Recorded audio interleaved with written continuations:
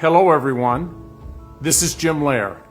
Dan Santorum is deeply concerned about all of the PTR members and their families. This video has been produced as an effort to help the entire PTR family get through this difficult time. The title of this video is Overcoming Adversity. I'd like to begin with two quotes. The first is by Albert Einstein, and it goes like this: "A ship is always safe at shore, but that is not what it was built for." The second is by Horace, a leading Roman poet who was born in 65 BC. His quote is as follows: "Adversity has the effect of eliciting talents which, in prosperous circumstances, would have lain dormant." The coronavirus pandemic is clearly taking us to our outer limits as human beings. An alien force that we cannot see, smell, touch, or hear threatens everything we hold dear. Our health, our well-being, our families, our friends, our jobs, and even our very existence is at stake. Life as we know it is under siege on an unprecedented worldwide basis. I have come to understand that adversity changes us in remarkable ways, and this pandemic will certainly be no exception. None of us will be the same after this virus has been defeated. And make no mistake about it, it will be defeated. Some will emerge more fragile, bitter, cynical, fearful, and broken in its wake. Others will experience a quite remarkable transformation, leading to new levels of inner strength, courage, resilience, and confidence.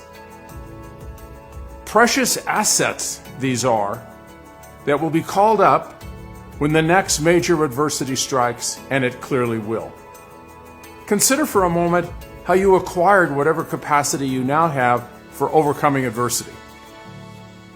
You clearly didn't inherit it. No one gifted it to you. You didn't buy it. I'll tell you how you got it. You earned it. You had to face adversity and fight to overcome it. It's as simple as that. Think about it. The things that have pushed you the most in life have helped you the most to grow in confidence, inner strength, and courage. Simply put, no adversity, no growth. And if there's no growth, there's no expanded capacity. Adversity is simply stress exposure, physical, emotional, mental, or spiritual. Stress exposure is the stimulus for all growth in our lives, and so long as we get adequate recovery from the stress, growth will, in fact, take place. Doing regular bicep curls with a 20-pound weight is adversity training for your bicep. Exercise represents controlled doses of training stress, which over time will result in greater stress tolerance and muscle resilience. Exercise is, in fact, adversity training for the body. The mindset that transforms physical stress into growth stress for the muscles is that stress exposure is actually good for all of us. Protection from stress will only make us weaker and more vulnerable to future stress episodes. This same understanding applies to emotional stress, mental stress, and spiritual stress. So now let's apply this to the coronavirus pandemic. What we don't want to be is to left feeling hopeless, fearful, fragile, and defeated. Once the threat of the COVID-19 virus is over, the question is, how do we convert this devastating cycle of stress into positive growth? From our work at the Johnson & Johnson Human Performance Institute, spanning decades, here's what we learned. The mindset, the story we tell ourselves and others regarding the event itself is a critical factor in the outcome for each of us. It's critically important that we get the right perspective on what is stressful and what this really means in our lives. I want you for a moment to consider our history here.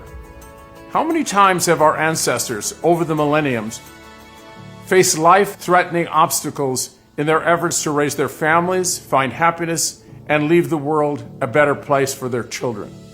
Famine, plague, constant wars and invaders, freezing temperatures, devastating earthquakes, volcanoes, flooding, and on and on.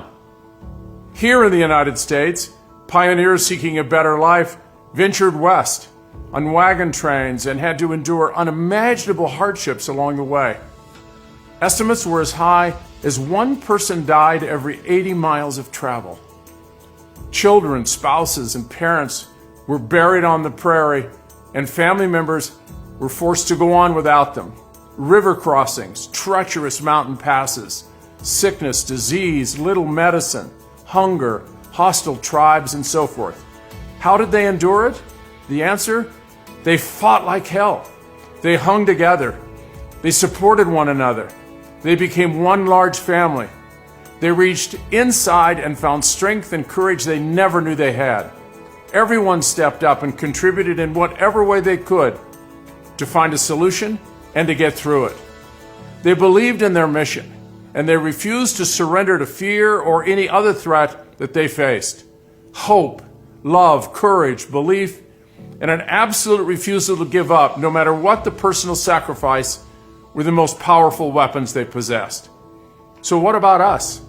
What must we do to emerge victorious in the face of this pandemic? From what we learned at the Institute, we must first and foremost get our story straight about this challenge. At the heart of every great story is the why, the purpose that defines what we are fighting for.